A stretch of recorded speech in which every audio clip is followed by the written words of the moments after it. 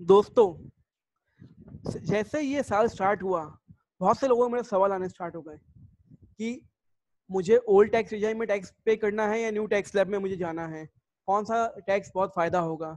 तो हम थोड़े बैकवर्ड में जाते हैं। जैसे बजट 2020 हमारे फाइनेंस मिनिस्टर ने अनाउंस किया था, तो उन्होंने इस बार कुछ ऑफर लेके आई थी। सेक्शन 115 BAC नया इंसर्ट हुआ था एंड उसमें कहा था कि नाउ अ टैक्स पे विल हैव टू ऑप्शन। उन्होंने नया टैक्स स्लैब नहीं लेके आए, इस बार ऑप्शन लेके आए थे। तो अब लोगों के दिमाग में सवाल है कि हमें न्यू टैक्स रिजाइम में टैक्स पे करना चाहिए या ओल्ड टैक्स रिजाइम में। तो उसके लिए आज हम ये वीडियो देखने वाले हैं।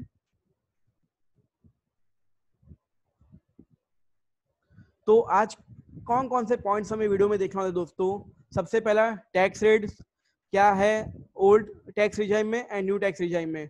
डिस अनाउंस क्या क्या होने वाला है न्यू टैक्स रिजाइम में, तो उससे हम लोग को पहले क्लियर कट होगा कि हमें कौन से टैक्स स्लैब में जाना चाहिए। We will compare tax under existing and new tax regime with various points की उसमें ब्रेक इवन पॉइंट की डिडक्शन कितना है, तो मुझे उस टैक्स स्लैब में कब जाना चाहिए, कौन से में ज्यादा फायदा मिलने वाला है।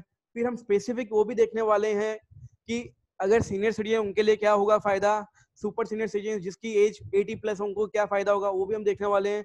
बेनिफिट्स न्यू टैक्स रिजाइम में क्या क्या है, कंडीशन अगर मैं ओल्ड टैक्स रिजाइम में होता हूँ उससे अगर मैं न्यू टैक्स रिजाइम में जाता हूँ तो मैं वापस से उसको शिफ्ट हो सकता हूँ नहीं हो सकता, उसके क्या कंडीशन मुझे वो देखने मिलेंगे। अगर मेरे कुछ कैरी फॉरवर्ड लॉस या फिर ब्रॉड फॉरवर्ड डेप्रिसिएशन है मेरे बुक्स में, कैरी फॉरवर्ड डेप्रिसिएशन है, तो उसका मैं कैसे टैक्स रिजाइम में जा सकता हूँ। एंड चेकिंग ऑफ टैक्स सब, वो भी गवर्नमेंट के इनकम टैक्स के वेबसाइट में। हम लोग की खुद की भी वेबसाइट है दोस्तों, चौधरी एंड एसोसिएट्स की, उसके उसमें देख सकते हैं। उसके अलावा अगर हम इनकम टैक्स के वेबसाइट में देख रहे हैं तो हमें क्या फायदा मिलेगा। तो दोस्तों, मैं हूँ CA समीर चौधरी एंड आप देख रहे हैं हमारा यूट्यूब चैनल फिनटेक्स चाणक्य, जहाँ आपको मिलती है फाइनेंस एंड टैक्सेशन की आसान समझ एंड लेटेस्ट अपडेट्स। दोस्तों, अगर अभी भी आपने ये आपको वीडियो आप देख रहे हैं, आपने अभी तक अगर हमारा चैनल सब्सक्राइब नहीं किया तो चैनल सब्सक्राइब करना दोस्तों, लाइक का बटन प्लीज दबा देना, बेल आइकन दबाना ना भूलें एंड कमेंट करना कि इसमें क्या फीडबैक देना आप हमें कमेंट्स में कि क्या इंप्रूव करना चाहिए एंड आपको क्या अच्छा लगा है वीडियो में। एटलीस्ट आपका कमेंट हमें इस वीडियो पे मिलना चाहिए दोस्तों। तो लेट्स स्टार्ट। अगर मैं टैक्स रेट की बात करूं दोस्तों, तो आप देखोगे स्क्रीन पे इनकम रेंज मैंने दे के रखी है अलग अलग। Tax rate as per old regime है, जो अप टू फाइनेंशियल ईयर 1920 की बात करूं that is assessment year 2021, and tax rate as per new regime that is for financial year 2021 and assessment 2021 and 22। Up to ₹2.5 lakh किसी में कोई tax नहीं है। अगर 2.5 लाख से 5 लाख की बात करो तो भी टैक्स स्लैब सेम चलता है दोस्तों, 5% and 5% for both. From 5 lakh to 7.5 lakh old tax regime में 20% है, जो न्यू टैक्स रिजाइम में 10% हो चुका है। यहाँ पे कम मुझे देखने मिल रहा है। 7.5 लाख से 10 लाख ओल्ड टैक्स रिजाइम में 20% था, न्यू में 15% है, जहाँ पे फायदा दिख रहा है मुझे अभी। 10 लाख से 12.5 लाख की बात करूँ, आप देखोगे दोस्तों ओल्ड टैक्स रिजाइम जो सीधा 30% हो चुका है, न्यू टैक्स में सिर्फ 20% का बेनिफिट मुझे मिल रहा है।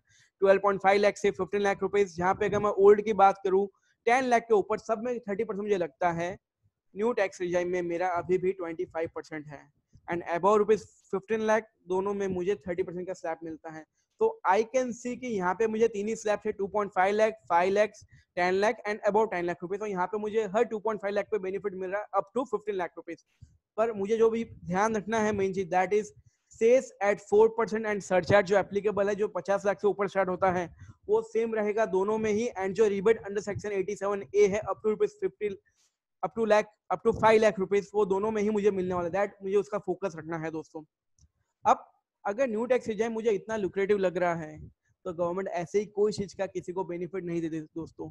हम important sections and important points देखेंगे जिसका हमें बेनिफिट न्यू टैक्स रिजाइम में नहीं मिलता है पर ओल्ड में मिलने ही वाला है। Under section 10(5) relieve travel allowance जो LTC मिलता है उसका बेनिफिट नहीं मिलने वाला दोस्तों। अंडर सेक्शन 10 सब सेक्शन 13 ने हाउस एंड अलाउंस जो HRA का बहुत बेनिफिट मिलता है सबको, old tax regime new tax regime उसको हमें नहीं मिला। अंडर सेक्शन 10 सब सेक्शन 14 जो कन्वेंस अलाउंस, यूनिफॉर्म अलाउंस, ऐसे जो भी प्रिस्क्राइब अलाउंस दिए वो सब का मुझे बेनिफिट नहीं मिलने वाला। सबसे मेन सेक्शन 16 सब सेक्शन 1 जो स्टैंडर्ड डिडक्शन सैलरी एम्प्लॉयज के लिए मेन गवर्नमेंट लाई थी, खास करके पॉइंट समझना सैलरी एम्प्लॉयज के लिए स्टैंडर्ड डिडक्शन जो पहले 40,000 से स्टार्ट किया लास्ट ईयर से वो 50,000 रुपीज दिया था जो फ्लैट था, अब उसका भी बेनिफिट नहीं मिलने वाला। Section 16 sub section 2 entertainment allowance for government employees वो नहीं मिलने वाला। Section 16 sub section 3 professional tax बहुत कम है, वो मैक्सिमम 2400 रुपीज होता है, पर बेनिफिट मिलता था वो नहीं मिलने वाला। मोस्ट इंपॉर्टेंट पॉइंट दोस्तों सेक्शन 24 सब section B that is home loan interest जो हमें मिलता था हाउस प्रॉपर्टी के लॉस का, उसमें भी 2 पॉइंट मुझे ध्यान रखना है।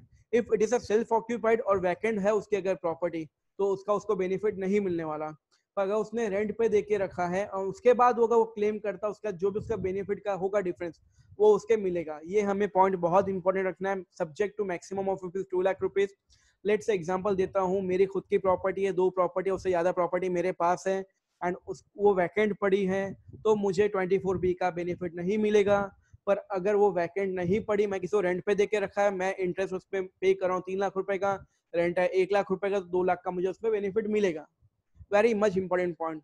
सेक्शन 57 सब सेक्शन 2A जहाँ पर डिडक्शन फॉर फैमिली पेंशन उसका बेनिफिट भी नहीं मिलेगा दोस्तों।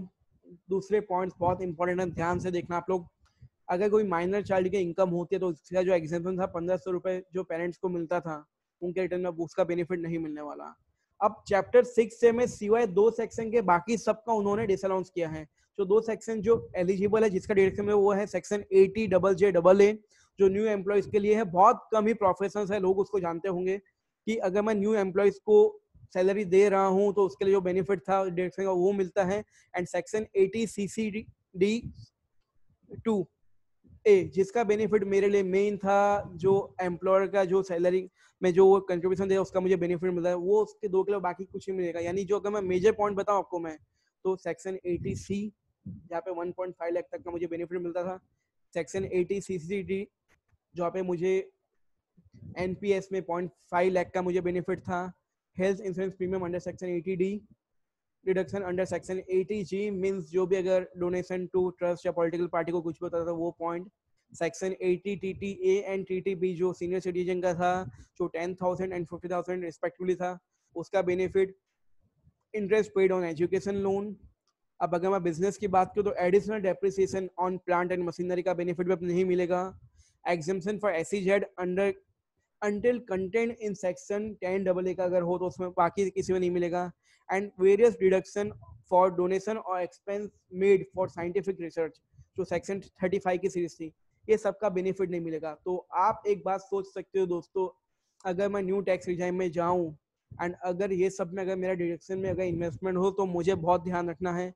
पर अगर मैं इन्वेस्टमेंट नहीं करता हूँ, सेविंग नहीं करता हूँ मैं, तो न्यू टैक्स रिजाइम ऑब्वियसली मेरे लिए अच्छा है। तो अगर जो भी बंदे 18 ईयर से प्लस में आ रहे हैं, जो नए नए टैक्स पेमेंट करने आ रहे हैं, उनके लिए तो अगर उनको सेविंग में विश्वास नहीं रखते, पर मैं एक बात आपको बताऊंगा दोस्तों कि जो भी डिडक्शन 80C 80D CCD में TTA में ये सब में था वो सब आपके खुद के फायदे के लिए गवर्नमेंट बेनिफिट दे रही थी। अगर आप वो करते हो तो आपको ध्यान रखना पड़ेगा कि मैं न्यू टैक्स रिजाइम में जब मैं ओल्ड टैक्स रिजाइम में अगर उसका मैं नहीं सोचता हूँ तो ऑब्वियसली न्यू टैक्स रिजाइम अच्छा है।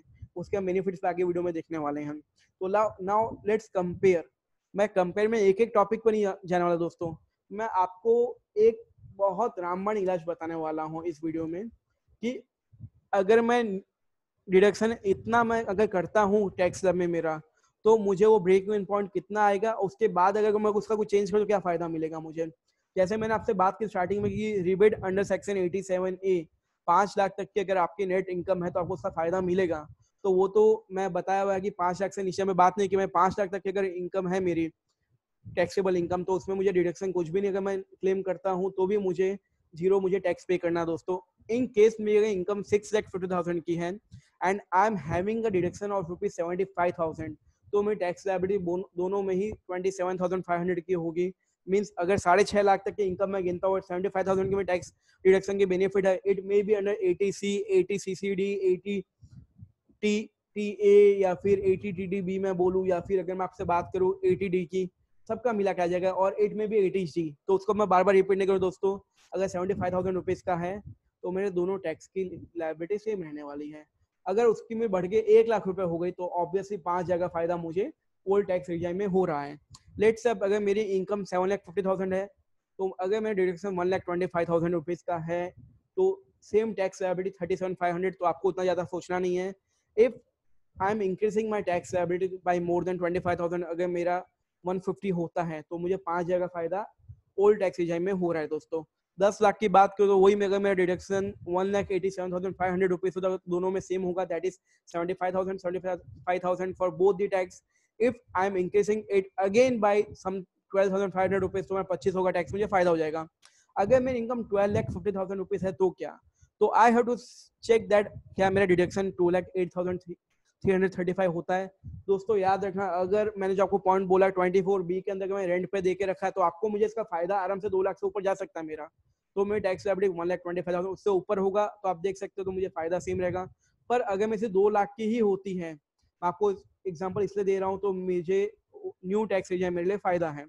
वो अगर 15 लाख की इनकम बोलो और 2.5 लाख तक का अगर मेरा डिडक्शन है, तो टैक्स लायबिलिटी सेम होगी. अगर 2.5 लाख से कम अगर 2 लाख रुपए का हुआ, तो ऑब्वियसली मेरे को न्यू टैक्स रिजाइम फायदे वाला है. 20 लाख तक की बात करो तो 2,50,000 is my break even point of deduction. उससे ज्यादा अगर 3 लाख हुई तो मेरे लिए, अगर 3 लाख का डिडक्शन है तो मेरे लिए ऑब्वियसली दोस्तों 15,000 रुपए का फायदा मुझे मिल जाएगा ओल्ड टैक्स लायबिलिटी में. न्यू टैक्स रिजाइम में थोड़ा मुझे नुकसान हो सकता है. अगर 25 लाख की बात करो दोस्तों को 2.5 लाख तक का अगर मैं डिडक्शन, तो सेम आएगा दोनों का tax liability, that is 4,87,500 rupees. पर अगर वही अगर 3,50,000 मेरा डिडक्शन हुआ, तो मेरे को ऑब्वियसली ओल्ड टैक्स रिजाइम फायदे वाली बात है. एंड वही अगर मैं बोलता हूँ 50 लाख का, तो अगर मेरे जो स्लैब है डिडक्शन, दैट इज 2,50,000 रुपीज. तो दोस्तों आपको इस वीडियो में मैं आपको ये स्लैब से बताना चाहता हूँ कि आप देख सकते हो दोस्तों कि ब्रेक इवन से आप अपना टैक्स खुद ही गिन सकते हो. आपको एक वो तुरंत क्लिक होगा कि अगर इतना डिडक्शन है तो मैं कौन से स्लैब में जाऊंगा. एंड मैं तो दोस्तों पर्सनली आपको बात बताऊं, अगर आपका अगर डिडक्शन अच्छा होता है तो आई वुड सजेस्ट यू, और आपको अगर लॉन्ग टर्म का कोई इन्वेस्टमेंट का बेनिफिट आपको लेना है, तो old tax regime as per me is good. अगर आपका इतना डिडक्शन हो रहा है, तो अगर नहीं हो रहा तो बात अलग है दोस्तों. अब मैं आता हूँ tax liability comparison for resident senior citizen जिसकी एज 60 ईयर से ज्यादा है. मैंने उनके लिए फ्लैट 3 लाख रुपए का डिडक्शन गिना हुआ है. अब 3 लाख का डिडक्शन क्यों गिना है मैंने दोस्तों, बिकॉज मैं ये एज्यूम करता हूँ कि वो भाई साहब को या तो उनको 24B का बेनिफिट मेरा अगर वो नहीं मिलता, तो 80C का वो 1,50,000 का पूरा बेनिफिट ले रहे हैं, वो 80CCD का 50,000 का बेनिफिट ले रहे हैं, वो 80D का 50,000 का जो प्रीमियम का बेनिफिट है वो उनको मिल रहा है. And at the and section 80 TTB में जो उनको इंटरेस्ट मिलता है मोस्टली सभी सीनियर सिटीजन को, उसका ही फायदा. तो आपको 3 लाख का आपको पॉइंट्स मिल जाएगा. अगर नेट इनकम उनकी 7,50,000 है, डिडक्शन 3 लाख रुपए का हुआ दोस्तों, नेट इनकम 4,50,000. ओल्ड रिजाइम में कोई टैक्स नहीं आता, न्यू रिजाइम में उनको 39,000 का टैक्स आएगा दोस्तों. तो उसका सेविंग या एक्स्ट्रा आउटफ्लो कितना होगा, अगर मैं देखता हूँ अगर वो पूरा बेनिफिट 3 लाख का ले रहे हैं, तो 7.5 लाख की इनकम हो या 30 लाख की इनकम हो दोस्तों, 7.5, 10, 15, 20, 25, 30 लाख सब में मैं अलग अलग स्लैब में बताया हुआ है. ओल्ड रिजाइम में उनको कुछ टैक्स जो है कम भरना आएगा, न्यू रिजाइम में उनको टैक्स भरना आएगा. बट 15 लाख के बाद में उनका टैक्स जो आएगा आउटफ्लो वो 18,200 मैक्सिमम हो सकता है. जो डिफरेंस आएगा उससे ज्यादा नहीं हो सकता. अगर 3 लाख की बात करूँ तो मैं, बिकॉज 30% दोनों में नॉर्मल आ जाता है वो चीज का दोस्तों, हमें वो फोकस रखना है. पर अगर किसी का अगर डिडक्शन 3 लाख से कम हो, तो वो एक बार चेक करेगा कि उनको ओल्ड में रहना है न्यू में रहना है.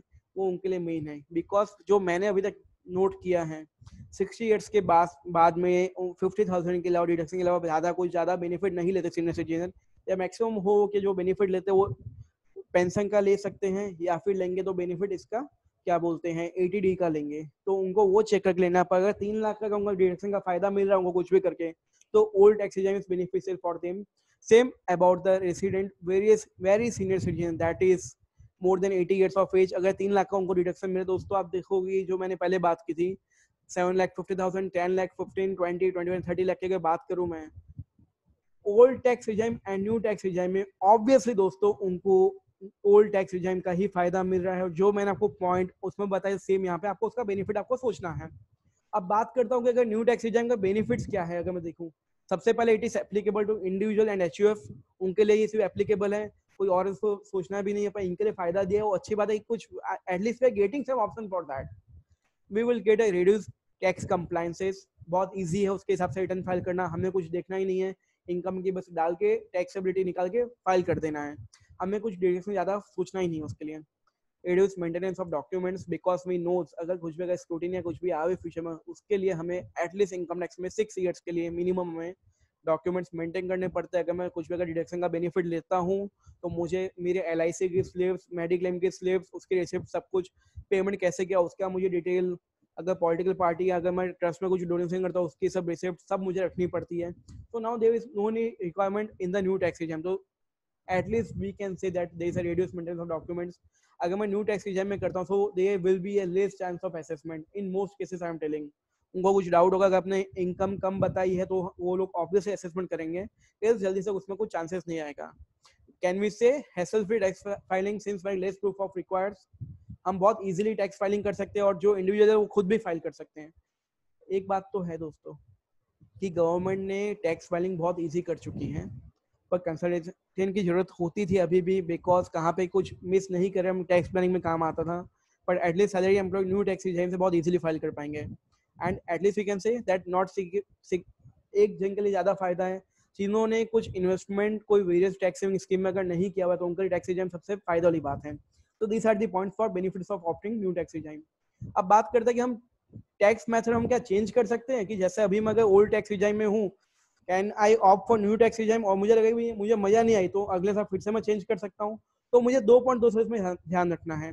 एक, अगर इंडिविजुअल और HUF है and they are having no business और प्रोफेशनल इनकम, मीन्स कोई भी, जैसे आपको बताया मैंने, इंडिविजुअल HUF को एप्लीकेबल है एंड उनकी कोई भी बिजनेस इनकम नहीं है, प्रोफेशनल इनकम नहीं है, तो वो हर साल उसको ऑप्ट चेंज कर सकते हैं कि इस साल मैंने न्यू टैक्स का बेनिफिट लिया, अगले साल मैं ओल्ड में जाऊंगा, उसके बाद न्यू में जाऊंगा, it is possible for them. But अगर एंटिटी का बिजनेस इनकम भले थोड़ी भी है, प्रोफेशनल या बिजनेस इनकम है, तो उनको ऑप्शन मिलेगा कि वो एक बार अगर न्यू में जाते तो उनको हर साल में सब्सिक्वेंट ईयर में भी उनको न्यू टैक्स रिजिम में ही रहना है। पर अगर उनको वापस अगर वो ओल्ड रिजिम में आते, that if he can come back only once to old tax regime but can not opt for new tax regime again. तो this is very much important, हमें ध्यान रखना है। बिजनेस और प्रोफेशन, सैलरी वाले को तो कुछ फर्क नहीं पड़ता है, कितने बार चेंज कर चलता है, एक IFOS है तो भी कुछ फर्क नहीं पड़ता है। बट अगर उनके बिजनेस इनकम है, PGBP में अगर उनकी इनकम फॉल होती है तो उनको बहुत ध्यान रखना है इसके लिए कि अगर एक बार टैक्स न्यू में गया तो मुझे न्यू ही यूज करना है, अगर वापस से ओल्ड में आया तो मुझे न्यू को अलविदा कह देना। I can not opt again. Government ऐसा क्यों रखी है आई डोंट नो, पर ये ऑप्शन है दोस्तों, कुछ कर नहीं सकते। Now point for carry forward losses and absorb depreciation. अगर carry forward losses and depreciation from earlier years है, मैं न्यू टैक्स रिजिम में जाता हूँ, तो I shall continue to be allowed to be set off against the income under the new tax regime. मुझे वो सब के सब मैं carry forward losses on unabsorbed depreciation को मैं क्लेम कर सकता हूँ न्यू टैक्स रिजिम में भी, बट प्रोवाइडेड दैट, एक मच्छर है कंडीशन वाला दोस्तों, हमें ध्यान रखना है। Such carry forward losses and unabsorbed depreciation does not arise on account of disallowed listed sections। अगर मैंने कुछ डिडक्शन लिया था अंडर चैप्टर 6 से, या अगर जो भी मुझे उन्होंने पॉइंट्स बताए जो मुझे डिसअलाउ है, जो हमने आगे अपने ये सेशन में हमने डिस्कस किया है, अगर उसमें से कोई कैरी फॉरवर्ड लॉस होता है या अनएब्सॉर्ब डेप्रिसिएशन है, for example additional depreciation machinery के ऊपर से, तो उसका मुझे उतना मुझे बेनिफिट नहीं मिलेगा, बाकी सबका मुझे मिलने वाला है। तो this is very much important, we have to take care for this same. दोस्तों मैंने कहा कि हम लोग की वेबसाइट है chaudhrysir.com, उसमें आपको हर एक चीज का डिटेल मिल जाती है। तो अगर किसी को ऐसा है कि नहीं मुझे तो इनकम टैक्स की साइट से ही देखना है, वो ऑथेंटिक वेबसाइट है कि उससे मुझे देखना, तो you can see here that www.incometaxindiaefiling.gov.in/tax_calculator/ अगर हम फाइल हम टाइप करते हैं तो हमें कुछ ऐसे पिक्चर दिखेगा, उसमें हमें एज डालनी है। एज के 3 ऑप्शन आते हैं कि normal below 60 years, 60 years to 80 years, that is a senior citizen, और more than 80 years, that is super senior citizen। Estimated annual income मुझे डालनी है कुछ भी, अब कितना एग्जम्पशन और डिडक्शन है मुझे उतना डालना है, and then you have to click on compare tax under existing new regime. आपको आपका ओल्ड रिजिम और न्यू रिजिम को टैक्स मिल जाएगा, एंड बेनिफिट कितना मिले न्यू रिजिम से आपको वो भी बताएंगे। जैसे मैंने आपको बताऊं, मैं लिखा बिलो 60 ईयर्स, यहाँ पे मैं लिखा था estimated annual income is for my 10 lakh rupees and exemption से 1 लाख रुपए, तो इससे मुझे बता दिया कि ओल्ड रिजिम में 96,200 का है मेरे को टैक्स पेबल, न्यू रिजिम में से 78,000 मुझे पे करना आएगा, तो मेरा टैक्स रिजिम में 18,200 फायदा होगा मुझे। तो you can even check there, तो आप आत्मनिर्भर बन सकते हैं, मैं ये कह सकता हूँ। दोस्तों दिस वाज आवर वीडियो। मैंने ट्राई किया कि मोस्टली आपके सबके सब डाउट में सॉल्व करूँ, in case again you have some question feedback write on the comment box दोस्तों फिल अप कर दो, मुझे मालूम पड़े कि आपको एटलीस्ट वीडियो अगर खराब लगे तो भी आप कमेंट पर लिखिए, I will improve myself friends. And at the end don't forget to like share and subscribe our channel fintech channel के, जहाँ आपको मिलती है फाइनेंस एंड टैक्सेशन की आसान समझ एंड लेटेस्ट अपडेट्स. दोस्तों मैं हूं C S Amit Chaudhary and आप देख रहे हैं हमारा चैनल फिनटेक चाणक्य.